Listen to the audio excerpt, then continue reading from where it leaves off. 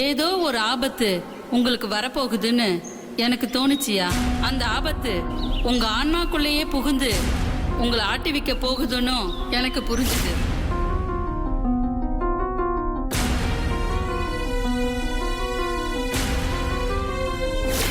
உங்களுக்கு வர பிரச்சனைகள் எவ்வளவு இருந்தாலும் சரி, என்ன இருந்தாலும் சரி, என்கிட்ட வந்து சொல்லுங்க. அவளுக்கு ஏதோ ஆயிடுச்சுடா. அவள் எங்கேயாவது கூட்டு போய் உடனே சரி பண்ணுடா. ஆமா முத்து மாமா, நானும் வரேன். ருத்ரவா,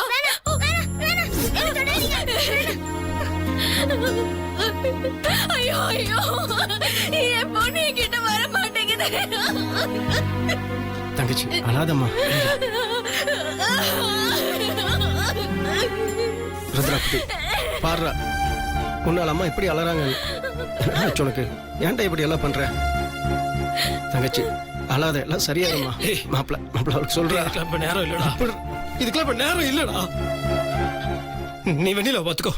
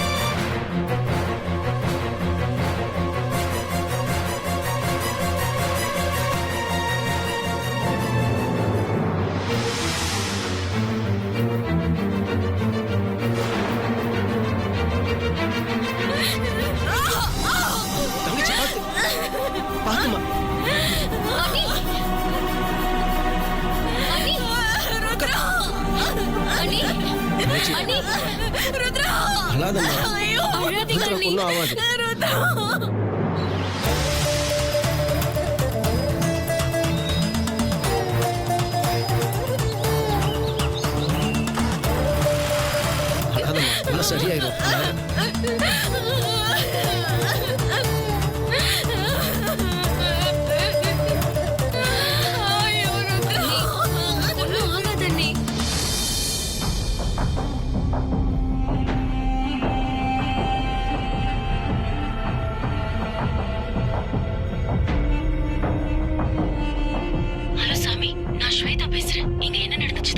சொல்லுங்கம்மா.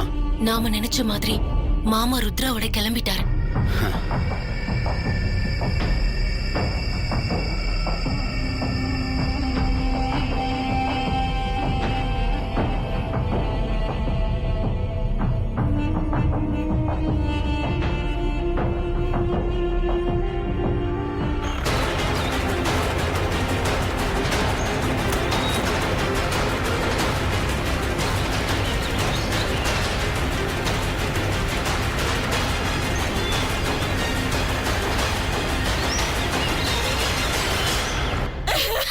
அண்ணி பாருங்க அண்ணி, ருத்ராவுக்கு ஒண்ணும் ஆகாது. அழாதீங்க அண்ணி. சொன்னா கேளு தங்கச்சி, அழாதம்மா. அண்ணி அவளோட கூட்டிட்டு போ. பார்த்து கூட்டிட்டு போ.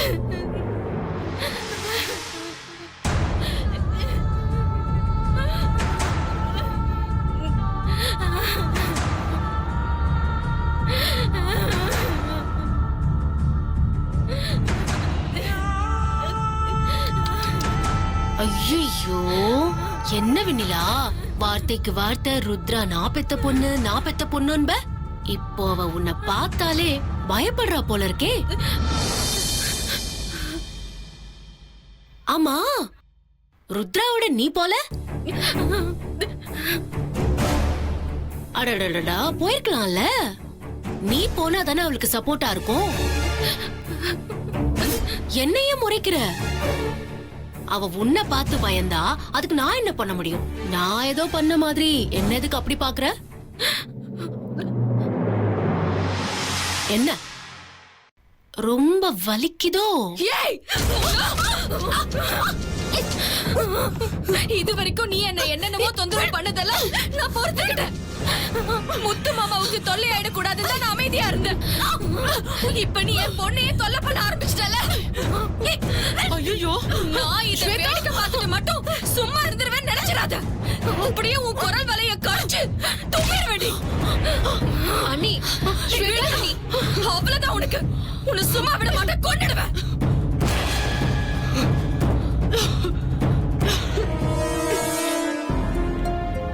தங்கச்சி, இது நீ எப்போ பண்ணிருக்க வேண்டியது. நல்ல வேலை இப்போ அது பண்ணிய. இனிமே உன் வலிக்கே வர மாட்டான். என்ன திமிரா பேசினா இது போதும் அவளுக்கு. ராட்சசி. என்னடி ஸ்வேதா, வெண்ணிலா உன்னை இப்படி மிரட்டிட்டு போறா? உன்னை கொன்னுடுவேன்னு சொல்லிட்டு போறாடி. தப்புடி, ரொம்ப தப்பு. எல்லாம் இன்னைக்கு மட்டும்தான். அவளோட இந்த தைரியம், மாமாவோட வீரம் எல்லாத்துக்கும் முடிவு கட்டுற. நாளைக்கு எல்லாமே மொத்தமா முடிவுக்கு வந்துடும். அதுக்கப்புறம் எல்லாமே ஏன் ராஜாங்கம் தான்.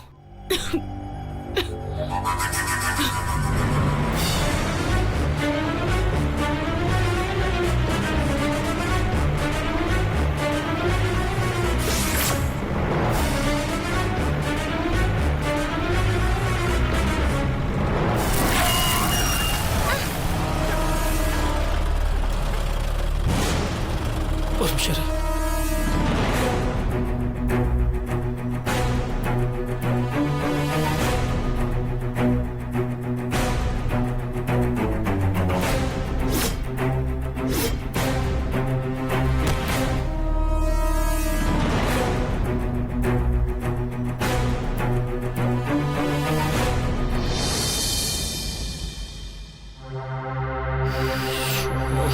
என்னப்பா ஆச்சு?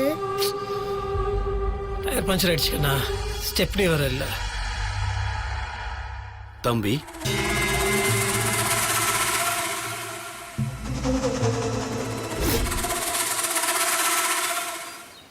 யோசிக்காத, இங்க வாப்பா. பாப்பா, வாடா.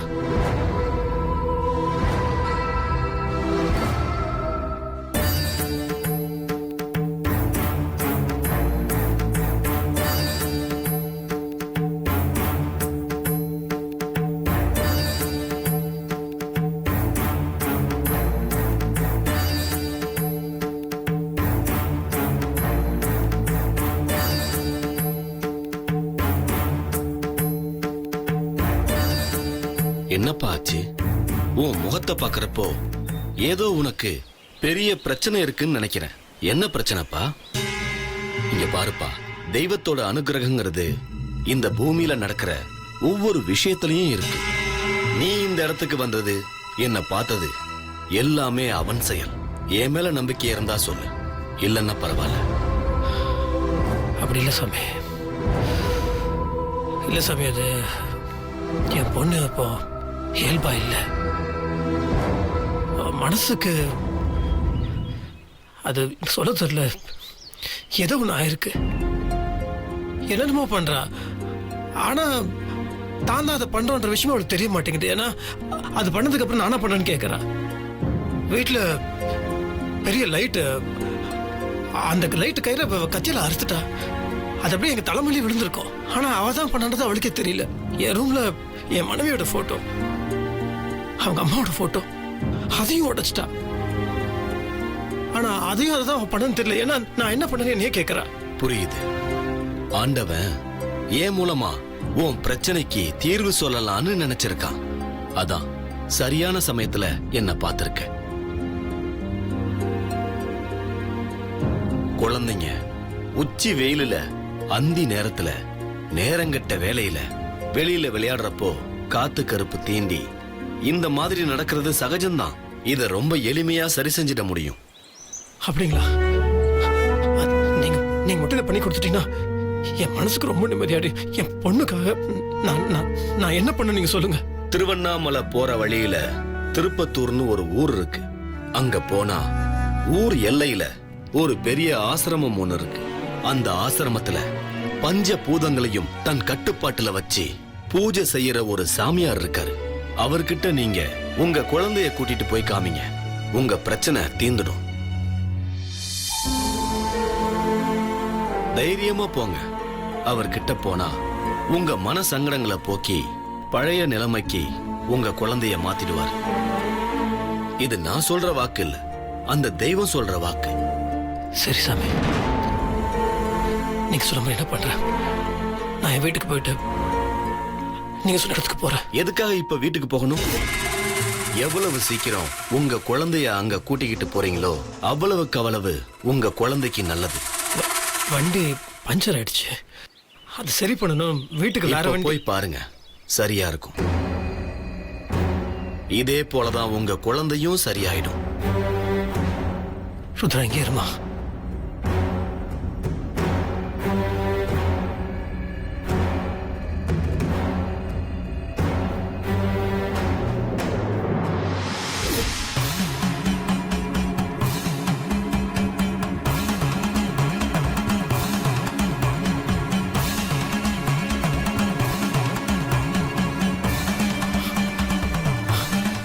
சாமி, நீங்க சொன்ன மாதிரியே பஞ்சரான வண்டி இப்போ எப்படி?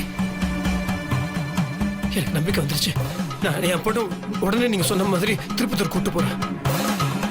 நல்லதே நடக்கும்.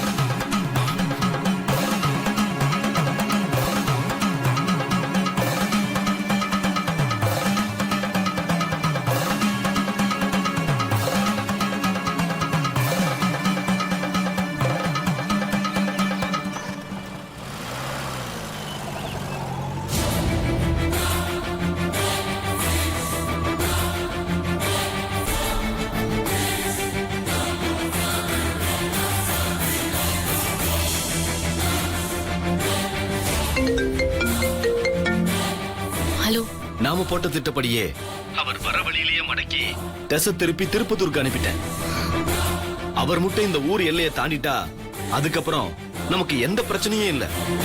எல்லாம் நல்லபடியா நடந்து அவர் உங்க கைவசம் ஆயிடுவார். ரொம்ப நன்றிங்க. அப்ப நானும் உடனே கிளம்புறேன். பாய்.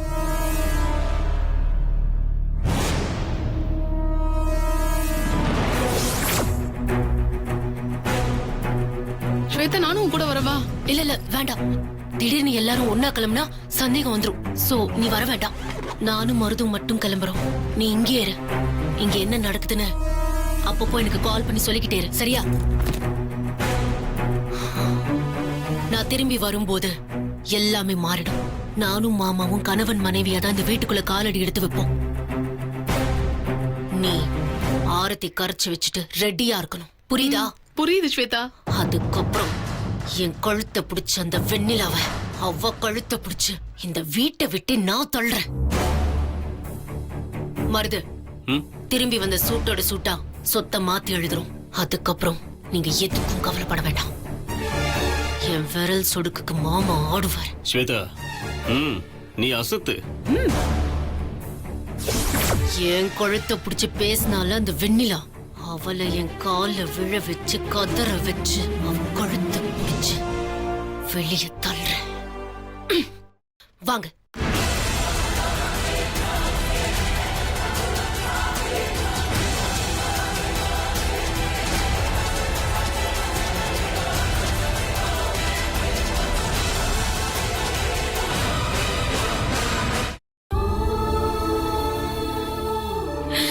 என்ன வேணாலும் பண்ணிக்கோ. என் குழந்தைய ஏன் சித்திரவதை பண்ற? இப்படி எல்லாம் நடக்கிறதுக்கு என்ன காரணம்? என்னாலதான் இப்படி எல்லாம் நடக்குதோன்னு எனக்கு ரொம்ப பயமா இருக்கு. தயவு செஞ்சு உன்னை கெஞ்சி கேட்டுக்கிறேன். என் ருத்ராவ எப்படியாவது மீட்டு கொடுத்துரு. அவ எனக்கு வேணும். தயவு செஞ்சு கருணை காட்டு.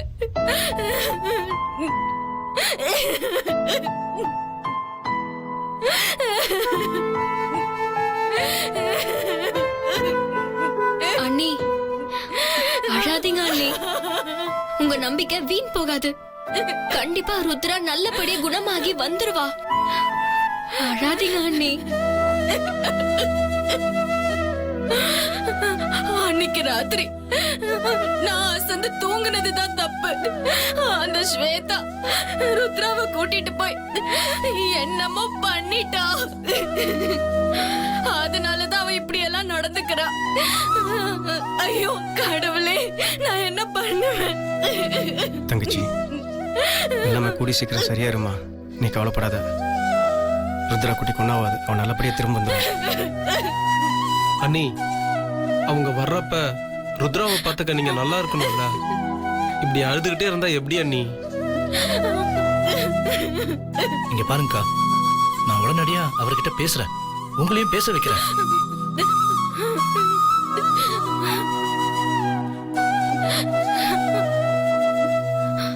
நீங்கள் கருக்கொள்ளும் வாடிக்கையாளர் எண் சுவிட்ச் ஆஃப் செய்யப்பட்டுள்ளது. பாத்தீங்களா, முத்து மாமாவோட போன் ஸ்விட்ச் ஆஃப்னு வருது. என்னால எப்படி கவலைப்படாம இருக்க முடியும்?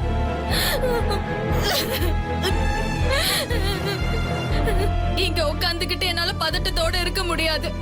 நான் கோவிலுக்கு போறேன், ஆத்தா கிட்ட பேசிக்கிறேன். அவங்க நல்லபடியா வீட்டுக்கு வர வரைக்கும் நானும் வீட்டுக்கு வரமாட்டேன். அண்ணி அண்ணி தங்கச்சி, தங்கச்சி, என்னம்மா? தங்கச்சி,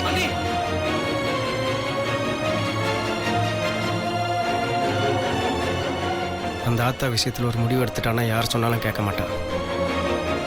மாப்பிள்ள, நீங்கள் கொஞ்ச நேரம் கழிச்சு முத்தரசு மொபைல் ட்ரை பண்ணுங்க. ஏதாவது தகவல் கிடைச்சா சொல்லுங்க. நானும் ஜனனியும் வெண்ணிலா கூட கோயிலுக்கு போயிட்டு வரோம். வாமா. போயிட்டு வரேன்.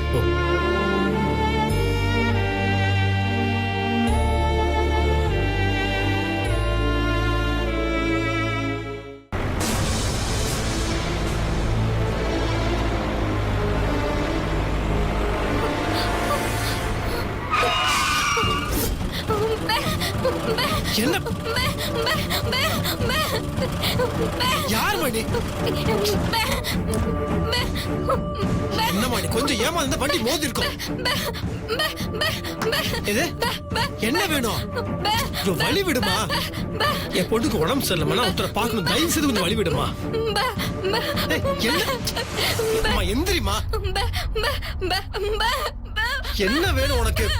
ஐயோ, என் பொண்ணுக்கு உடம்பு சரியில்லை, தயவு செய்து புரிஞ்சுக்கோ. எந்திரிமா. நான் போய் ஆகணுமா? கை எடுத்துக்கிட்டு கிடக்கு. எந்திரிமா.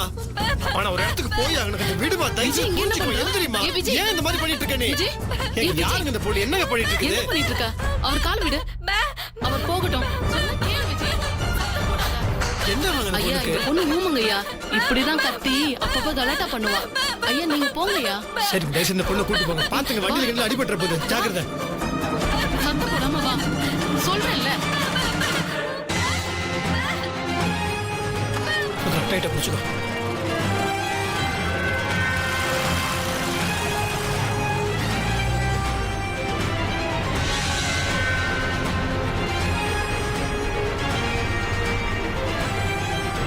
என்ன நடக்குது? ஒண்ணுமே புரிய மாட்டேங்குது. மனசுக்குள்ளேயே இத்தனை குழப்பம். அந்த பொண்ணு திடீர்னு எங்க வந்துச்சு, அது என்ன சொல்ல வந்துச்சு, ஒண்ணுமே புரிய மாட்டேங்குது. அது என்ன ஏதுன்னு கேட்கறதுக்கு இப்ப எனக்கு நேரம் கிடையாது. முதல் ருத்ராவை குணப்படுத்தணும்.